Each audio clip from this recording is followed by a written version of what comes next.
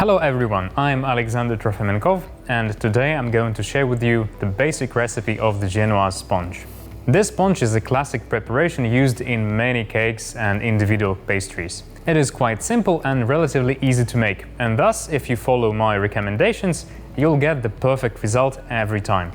The classic Genoise sponge consists of the eggs, the sugar, inverted sugar, potato starch, all-purpose flour, butter and salt. These ingredients are available in any pastry kitchen, and if you use them correctly, you'll get the perfect Genoise sponge every time. It can be used as it is or soaked with different kinds of syrup, layered with multiple creams and fruit fillings. So let's start. First of all, I will put the eggs in the mixing bowl. I will add the sugar. I'm using a regular fine sugar for this recipe. And then I will add the inverted sugar. This ingredient is not necessary, however, it makes a moister and a softer cake, which keeps longer and dries longer as well. If you don't have the inverted sugar, you can substitute it with regular honey. And then I will add the salt to balance the sweetness. I will start whipping these ingredients on maximum speed, and my mixer has the induction cooker built in. So I'll turn on the heat first, I'll set 40 degrees Celsius, and I'll start whipping. If you don't have the inbuilt induction cooker in your stand mixer, it's not a big deal. Just put the eggs with sugars and the salt in the mixing bowl and put it over a double boiler. And bring it slowly to 40 degrees Celsius. And then, when heated, pour it in the bowl of the stand mixer and whip on maximum speed until light and fluffy. Warming up the eggs facilitates the whipping process and produces the egg foam with greater volume and increased stability. So this is highly recommended. I will increase the speed now until maximum. And we'll continue whipping for about 6 to 8 minutes. I'll show you the final texture of this mix.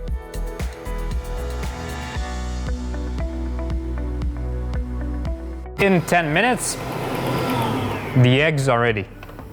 I'll show you the texture. It has to be like this, extremely light, almost white in color and very stable. As you can see, it doesn't move. I can even turn the mixing bowl upside down and nothing will move. So this is how the eggs are supposed to be whipped. Now, what I'll do is I'm going to add the dry ingredients. First of all, I have to mix them. I'll take a separate mixing bowl and I'll combine the sifted flour and the sifted potato starch. I'm using the potato starch in this recipe because it produces a lighter sponge and it bakes much faster. You can use other types of starches as well, for example the cornstarch, but the sponge made with the cornstarch will take longer in the oven.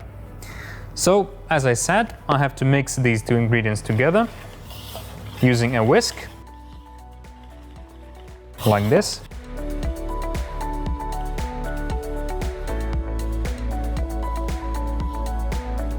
And this is a foam-based sponge. As you can see, there is no baking powder or soda in this recipe, and thus I have to keep the maximum volume possible. I prefer mixing the dry ingredients in such kind of sponges using a whisk. I'll start adding the dry ingredients little by little, and I'll fold them into the whipped egg mixture. I'll start from the center, and then I'll be rotating the mixing bowl and folding the dry ingredients in, like this. Carefully, so all the air stays inside. We have to keep the maximum volume possible.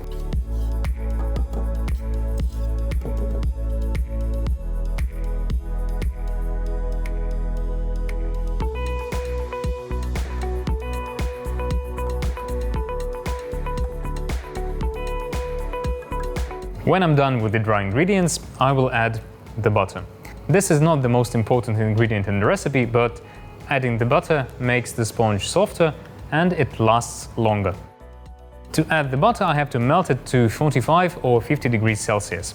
I will do that in the microwave. Okay, so the butter is melted, its temperature is 45 degrees Celsius, and it is very important to ensure proper mixing and a good emulsion between the fat which is present in the butter and the liquids which we have in the eggs. I will pour the butter in a mixing bowl and I will mix it with a small part of the sponge cake batter. Like this, I save maximum volume and I facilitate the mixing process, since butter is quite difficult to mix in the cake mixture. So I'll do it this way. I will mix these two substances simply with a whisk, like this. And now I'll add this mixture to the rest of the sponge cake batter. And then I will mix everything using a whisk. Same technique, starting from the center and folding the ingredients in.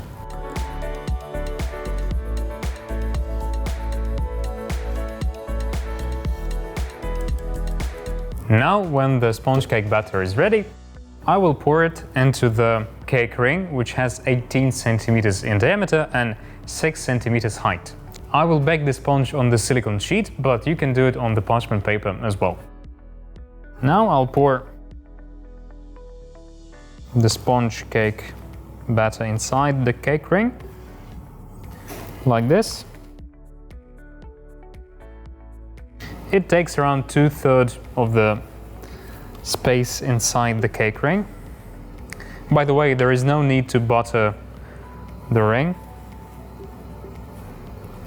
It will be fine. And now I'll bake the sponge in the oven, which is preheated to 180 degrees Celsius for about 20 to 25 minutes. But as usual, the baking time and temperature will depend greatly on your oven. When ready, the sponge should have the golden brown color and spring back when touched.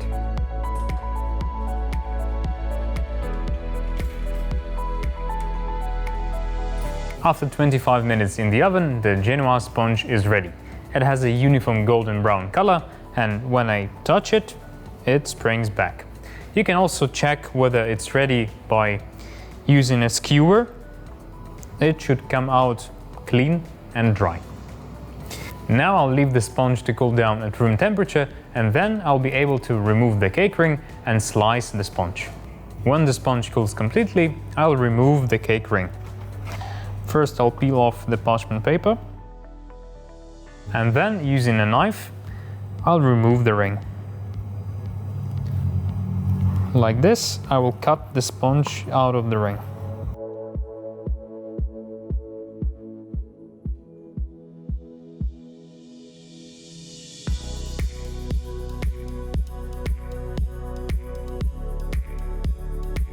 Now, using a serrated knife, I'll remove the top crust and then we'll slice the sponge into 3 equal discs.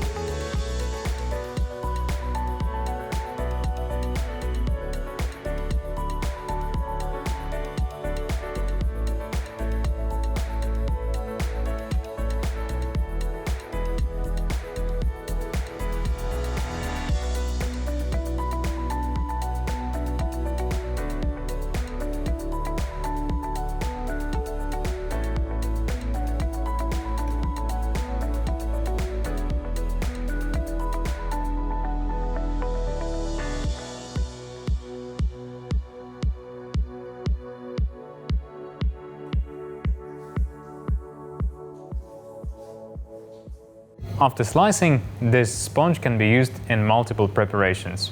You can assemble layered cakes or make individual pastries with it. It tastes good as it is, but it can also be soaked with different kind of syrups and layered with various creams. As you can see, the texture of the sponge is uniform. It's golden yellow and very spongy. This is how it is meant to be. It will absorb the syrup really well and will serve as a nice base for all of your preparations.